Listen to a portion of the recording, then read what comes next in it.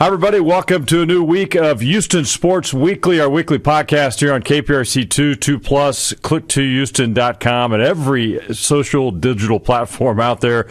A lot to get to this week. If you're watching or listening, if you're in the mood to hear some Texans news, we have got you covered today. I'm here, Ari Alexander, Aaron Wilson, our Texans contributor for click2houston.com.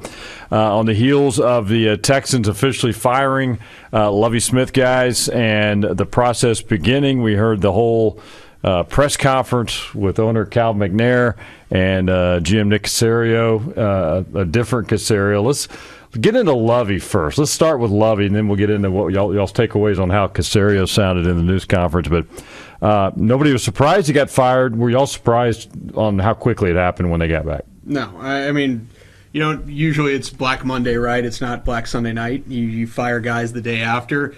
I think that they knew what they wanted to do, want to get it started, get the search going, as Caserio likes to say, get the processes for the program in place, or whatever it is that he talks about. The program, yeah. So I think they just wanted to get it done. I don't think they wanted to deal with Lovie anymore. Yeah. And this is a second consecutive failed hire for a caretaker coach, because I think it's more difficult to hire a coach that you want to win than it is to hire a coach that you want to just look after things while you're rebuilding. Yeah. And they have now failed twice, Nick Caserio has now failed twice in a row hiring a coach to just look after things. You don't even need to win. Mm-hmm. You just need to keep it afloat. And he couldn't do that for 2 straight hires. Right. Yeah. When you don't aim high enough, that's why you get the kind of outcomes they've had. And it's really just not, setting a high standard for the organization when you do that and you're just thinking, we're going to tread water. We know we can't win right now. Well, who's to say you couldn't have a coach, hire the right coach, and at least you put your program in place, you start working together. If you'd done this a couple of years ago, there have been plenty of good coaches that they've interviewed. They just, because of their demands on the first staff, that they would hire a lot of the staff for David Culley. He made barely any hires. Mm-hmm. With Lovie Smith, he had a little bit more autonomy, but he's 64 years old, and he had been fired by Illinois. It wasn't like, anyone else was giving David Culley or Lovie Smith jobs. And then as you work with Lovie, and you'd already worked with him for 1 year as defense coordinator, but you don't do your homework. You look at what he did with Chicago. He's going to run the same scheme that he ran as defense coordinator. That's not changing. At 64, you don't change. And the feedback I got, and the reason for the firing, that you couldn't just come back with him even again, is that for Nick Caserio, for Lovie Smith, they need someone that's going to be high level and able to make decisions quickly. He was very resistant to suggestions from staff, coaches, players, wouldn't make any changes, wouldn't adapt the practice routine, didn't listen to the feedback. And I would say ultimately that, more than anything, just being kind of old school, set in his ways, is the reason, as much as the record. And no, he was not fired because they won the game and they didn't win the number 1 pick. I think that a lot of people are saying that's because they went for it. He became aggressive suddenly and went against what they wanted. Lucky touchdown. Lucky touchdown. But they deserved a little luck after the kind of year they went through. All right, so Lovie is out, and now, a couple days later they had the news conference. I guess Monday they had the news conference. Let's dive into that a little bit, and kind of the way the Texans handled it and what came out of their mouths.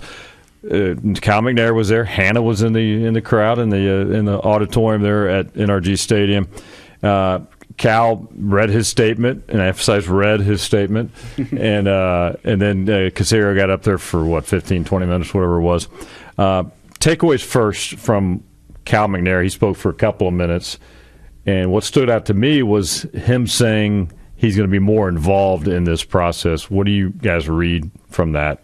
Will he really be that involved? Nah. I don't have a whole lot of faith in how deep dive decision making Cal McNair does. So I don't know how much involvement he's really going to have, or just sort of a last second say so. The whole point of being an owner for a guy like Cal McNair is that he can override decisions. I don't think he's the one going in there and doing all the background research on Jonathan Gannon and all the background research on these guys. That's Nick Caserio's job, and then he can kind of go yes, no.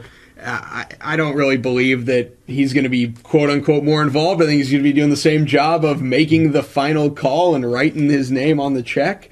So I don't see it that way. Maybe just being informed more, maybe than he had been. I mean, I don't know. Making Nick Caserio text him more updates. I don't know what that means. I just don't see him like doing more steps. Yeah. Other than just maybe you're right. It's like, hey Nick, tell me more details than you told me. At least it sounded good coming out of his mouth. Sure. Whether it actually means he'll be really more involved or not, but. What do you think, Aaron? I think it's a more involved Cal McNair? Do we read much into that? I think a little bit. I think that it's going to be one of those situations where there's not as much autonomy, that's my understanding, that Nick had in the past to just quarterback it. Obviously, last year, Jack Easterby had an influence on it too, and that's why they were on the goal line with Josh McCown before moving on and doing what they did with Lovie Smith, which is basically a compromise after no one could agree on that in the league. They got pushed back. And there were other owners contacting Cal. That was one of the reasons that didn't happen. But yes, I expect him. It's going to be his hire. I think Nick Caserio will get to make a recommendation.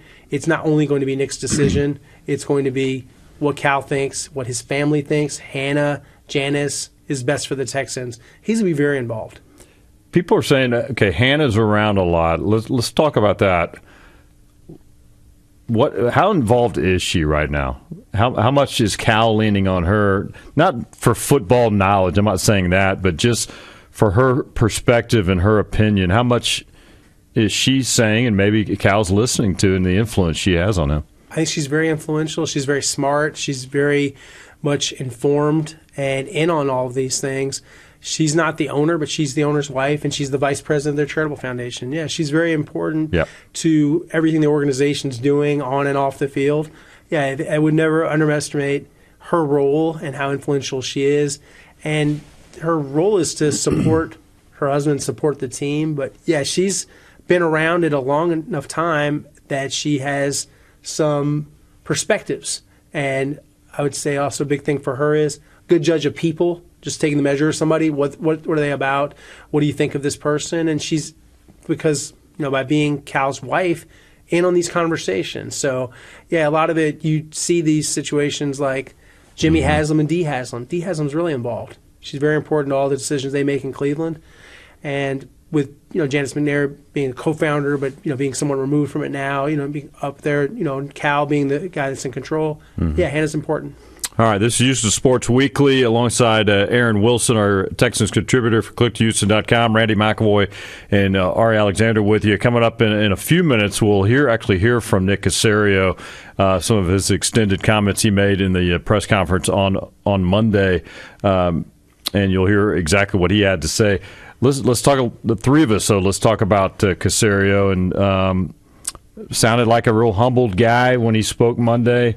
Not the typical, was it the word salad? That's not even my word anymore. Yeah. You got people in press conferences telling him out for it. Salad. Yeah. But it was a different presentation, if you will, from Caserio. Whether he was instructed to come across that way, if it's sincere, what do you guys think? What came out of his mouth Monday at the news conference? I thought that you did see a almost like apologetic tone. He didn't say I'm sorry, but it came off like, hey, I'm really sorry that this organization, that we haven't done well enough. And the biggest message he wanted to get across was accountability.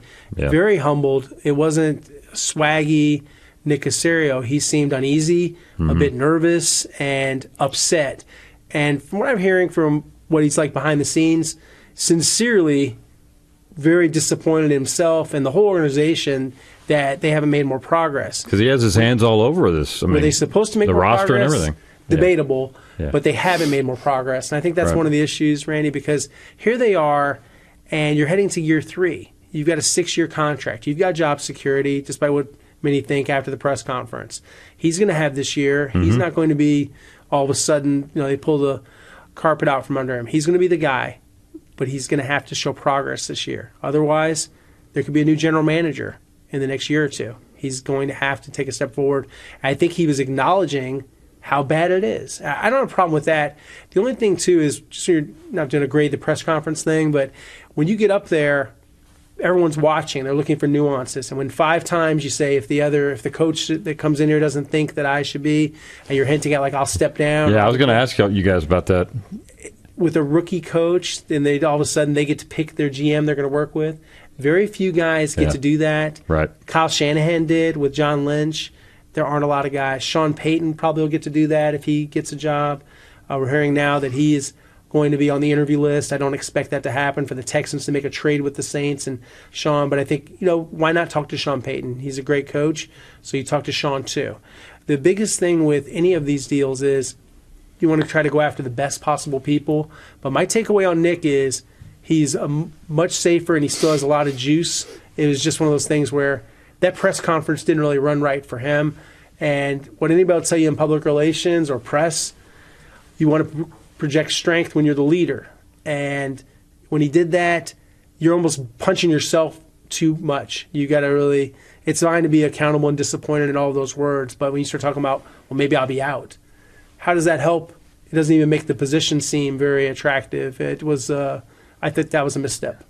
Yeah, I mean, first of all, first thing that comes to mind right now with Sean Payton is if I was Sean Payton, and they had Kevin James play me in a movie, I would be furious, right? They couldn't have found someone a little better, a little bit more that looks like Sean Payton. So hopefully he's back from dealing with that, reeling from having Kevin James play him in a film. But I don't think it's a good idea to trade a first-round pick. I don't either. Sean Payton. There's plenty of other. I think he's a great coach, but younger coaches around the league that you don't have to trade a pick for. I agree. I thought Nick Caserio came off like a guy who sort of failed for the first time in his life. It's almost, he worked for the Patriots for a long time. The Patriots have Bill Belichick, who's arguably the greatest coach of all time, put together this winning team forever and ever. They're always good, and they never fail. And then he comes to Houston, and he's this guy who I think that Nick Caserio thinks that he's brilliant, and he thought that whatever he did for New England would carry over. And it didn't. And for 2 years now, not only did it not carry over, he is failing spectacularly. Like, he's not just failing normally, he's failing in an interesting way. And he's kind of realizing, I'm not winning this time. And so I'm trying to imagine him, like, with all this going down, him and what he said the other day, him in his office with the lights closed, just talking to himself, like, trying to talk himself out of what happened. My old friend exactly. In the background. Yeah. No, it was interesting. And again, after the break, we're going to hear from Nick Caserio as well. And we'll talk a little bit as well, guys, is now they've got to find that coach. And we'll briefly go through who's on the list right now as of this taping of this podcast. And also with that number 2 pick, gut feelings on what direction they may go towards in the draft coming up in April. But again, all that's coming up as well. But again, the Texans have fired, of course, Lovie Smith in the search now for a new head coach. That process is underway. And as I mentioned Monday, the requests have been put in for several guys to get some interviews. They have to accept that. The teams they're with have to approve that as well. And we'll see. I'm interested to see if D'Amico Ryans actually follows through, and will he actually say, okay, I'll talk to you, and see if that happens or not. But anyway, we're going to take a quick break here on Houston Sports Weekly. When we come back, we'll chat about those things, and also we'll listen into some more of the conversation and the comments from GM Nick Caserio on Monday. When Houston Sports Weekly returns, we will be right back. Check it out. Back in a couple minutes.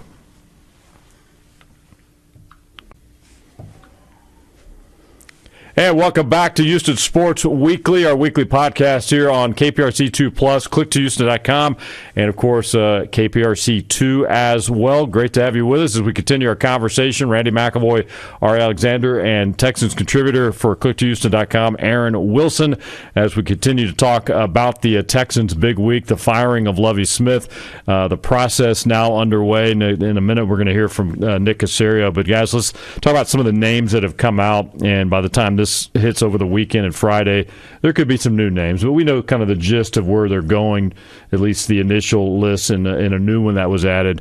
Names that are standing out to you guys out of this early list. Anybody really stick out to you? The leader, Jonathan Gann, who interviewed twice, the Philadelphia Eagles defense coordinator. Some commonality with Nick Caserio. Has a personnel background. He's from Cleveland, former scholarship athlete at Louisville, was a safety till he had a bad hip injury and ended his career, but he's paid a lot of dues, and he has a creative approach to defense. He's someone that, when you think about the candidate, he got very close last year. He was a finalist, and he knocked it out of the park in the interview. From everything I've heard, he met with the McNairs even off-site. He had some, FaceTime with them. And then Ben Johnson, the Detroit Lions offensive coordinator, very creative what he's done with the Lions offense, really galvanized the career of Jared Goff. That was impressive, what he did with him. And then, the biggest name, of course, is Sean Payton, who was just added while we were doing the podcast. And for Sean... How serious do you guys think Sean would consider this job? Yeah. Because this is a guy, whenever he does get back into coaching, he wants power, right? Power and a ton of money. I believe he was making like $15 million a year with the Saints. That's what I heard today. So it's going to be expensive. Not that money's really an object. You have a huge operating fund, and the McNairs are certainly not poor. I would say that financially isn't the problem. It's the draft capital. And, when you think about the Saints and Mickey Loomis, their GM, they'll ask for a lot because you look at comparable trades.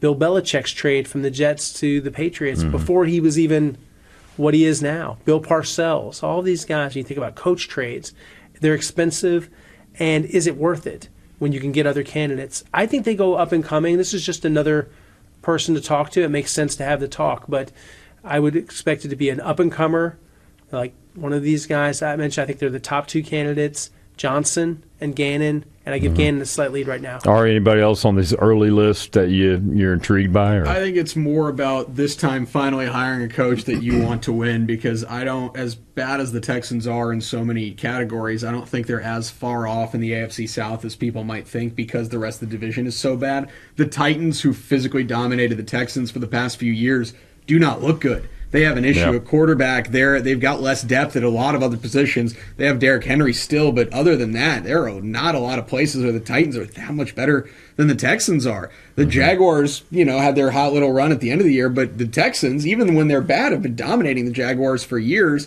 And then the Colts are worse right now. They might have more holes than the Texans do overall. So you could conceively win and or compete in this division as soon as next year. Like, the Texans roster is bad. It could happen fast. But it's not that bad. Like, there are some spots where they have some good players and they have all these picks. They could quick turn around, kind of like the Jags did toward the end of this season if you have the right coach. Urban Meyer was the absolute wrong coach, and Doug Peterson is a professional and knows what to do and put it together quickly. That's the kind of guy you get. I like Ben Johnson just because of this. I used to be a Colts fan back when they had Peyton Manning and Andrew Luck. When Andrew Luck retired, I kind of stopped paying attention, and now I cheer for myself to win money in gambling and daily fantasy. And when it comes to that, I watch the Lions. Like, I've never cared about the Lions in my life. They're fun. They are fun to watch. I like Ben Johnson. I like the way they run the offense. But would there be concern, like, okay, is this guy a one hit wonder kind of guy, or do you need somebody who's done it, the track record's a little longer? I think it wouldn't be a concern. You want to think about, is he like the next Sean McVay? That's what you want to try to find out. Is he that good? Is he that much of a whiz kid? He's 36 years old. He's very young. There's a connection, actually, to the Texans that he has from college football. And he's a walk-on quarterback at North Carolina, and Ronnie McGill was the running back for the Tar Heels. He's their director of pro personnel, so he does have some connections here. We'll see. I think that he's someone to take very seriously in this pursuit of the new head coach. All right, they're going to continue, I would imagine, adding names, and this is all the virtual conversations, right? Because is it after the wild card weekend? If Cal said it, if I understand right, the 7th, they can start meeting face to face, fly right? people in, and you can have in persons, and then you can have second interviews at some point, depending on if they're still in the playoffs. What I would say you'll see now is just they'll complete Zooms with several candidates. Real quick, 30 seconds or less. D'Amico Ryans. I know they have interest. Fans would love him. Right. Do you think he's going to have interest in this job? Right. He does. The latest that I'm hearing is that he hasn't committed, but that he is leaning toward taking the interview. Why not take the interview? Yeah. But this is not his first choice. And, of course, there was that lawsuit, but that won't be the major reason why. It's just something what he's been on the fence with and wrestled with, and he's told those close to him that he was opposed to in the past. Now they've got the request in. It won't surprise me if he at least does the interview, but I don't think he'll be the next Texans head coach. All right. That is the latest on the coaching list right now. Again, it could grow as they continue to look at potential candidates. All right, as we told you a few minutes ago, we were talking about Nick Caserio and Cal McNair having the news conference on Monday. We're going to listen in now to some extended sound from Caserio. You will hear, if you haven't heard it yet, kind of for yourself, the way he came across as he moves forward in this process. Many believe he's lucky to still have this job as GM, but right now he has the confidence from the ownership, Cal McNair and Hannah McNair as well. Let's listen in now to a little bit of the conversation from GM Nick Caserio. I think our commitment is to the people in this building, this program. It's not about one person. It's not about one individual. It's about doing what's right for everybody in the building. It's about doing what's right for the players, and it's about doing what we feel is best for the organization moving forward. So certainly indebted to Lovey for his contributions and what he's done for our organization. As Cal alluded to, we've started the process of moving forward of identifying candidates to be the next head coach of the Houston Texans. We have a lot of work in front of us, but I don't think anybody's discouraged. I think we're all disappointed about where we are here currently. I would say I don't want to speak for anybody other than myself. I'm certainly disappointed in where we are. I take as much responsibility in where we are, and I'm accountable to everybody in this building. Quite frankly, I'm probably more disappointed in myself more than anybody, but I'm also excited about the opportunity we have in front of us. I think we've done a decent job of putting the organization in a good position. With our team, we didn't get the results on the field that we all would have hoped for and that we all would have wanted, that we all would have expected. But I think we have an opportunity here to move forward as we turn the page. We've positioned ourselves fairly well from a draft capital standpoint. We'll have a pretty adequate salary cap space. So in the end, it's about making the right decisions, it's about making the best decisions, and it's about making the decisions that we feel are best, for our team and organization. And that's my commitment to ownership. I'm appreciative of their support and the resources that they're willing to provide. And as Cal mentioned, I would say the only way to get better and improve is to look at all facets of your process and operation. And we're doing that not only on a football operations standpoint, we're going to do it on a coaching process standpoint. We've already talked about implementing some different, I would say, techniques and tactics that we feel can help us, and relying on, I would say, more members and people in the organization, making a more inclusive process and not just make it about one individual or one person. So we're trying to be proactive. We're trying to make decisions that we feel make the most sense, and we're trying to, I would say, make adjustments and modifications, because the only way you can improve your situation is to acknowledge where there may be some deficiencies, but also to recognize where there may be some strengths and where there may be some areas that we can improve our process. So that's what we're committed to doing. That's where our commitment is to the people that are here in this building. I think including maybe more voices, more people, utilizing the resources that we have in the building, utilizing our resources throughout the league, using some of the data and information that, might be more available. And I would just say, candidly, me allowing other people to be a part of that process, because we trust the people that are in the building. I think that's my responsibility to everybody that's here. So, again, we have an opportunity to get it right, and that's what we're fixated on doing, is try to get it right. And the only way to improve is to find ways to improve, and you have to be committed to making those improvements. Now, does it automatically mean it's going to end in the results that we all want, that we're going to be 17-0 next season? I don't think that's realistic, but I think what we want to see is progress in as many areas as possible. I would say we've made progress in some areas. There's other areas we have to continue to make progress, but as far as the process in and of itself, I think we're going through that. We're talking about it on a regular basis. We've had multiple conversations about it today. Don't want to necessarily get into the depth and the detail about it, but I would say utilizing resources that are readily available to us that maybe, quite frankly, we haven't done as productive a job using previously. All right, so that was GM Nick Caserio on Monday at NRG Stadium, talking for probably 15 or 20 minutes. Cal McNair's comments were real brief, but Caserio really covered everything, and he was open to all the questions. So we will wait and see on the coaching situation. Real quick, guys, got a little less than 2 minutes. Right now, number 2 pick, surefire quarterback. You think they're going with that pick, or could things develop and change a little bit between now and April?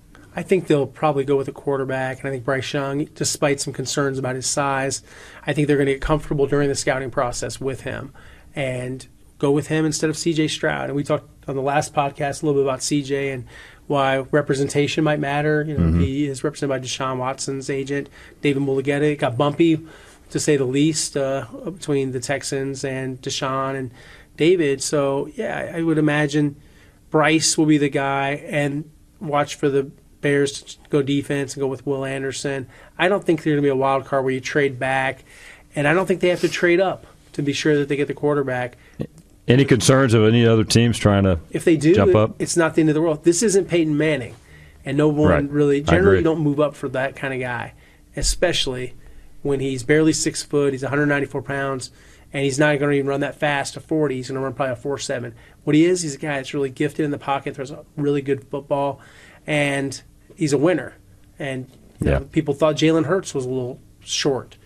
That's worked out okay. Yeah. I think you got to like that guy. All right, what do you think? I mean, I think you got to go all in on Bryce Young. I wouldn't mind the split between him and C.J. Stroud, but as Aaron mentioned, I do think there are some concerns. And I know when we talked in our roundtable, guys are like, how are you going to let an agent decide that relationships matter in sports? It does. Those are real it concerns. does. Carries a lot of they weight. might not want to deal with certain people. That's how it works. And so I think you go all in on Bryce Young. If you want people to come back to the stadium, and I think that's the biggest thing that Texans owners Hannah McNair and Janice McNair want, people's butts in seats.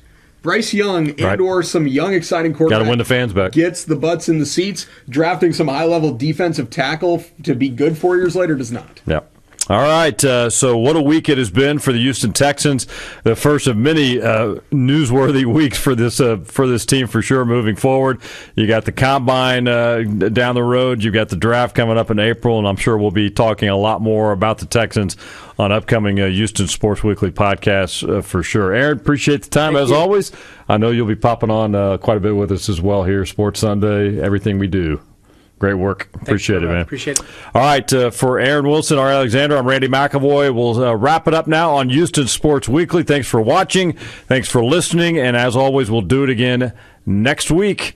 KPRC 2 Plus, click to Houston.com and KPRC 2. Have a great week, everybody.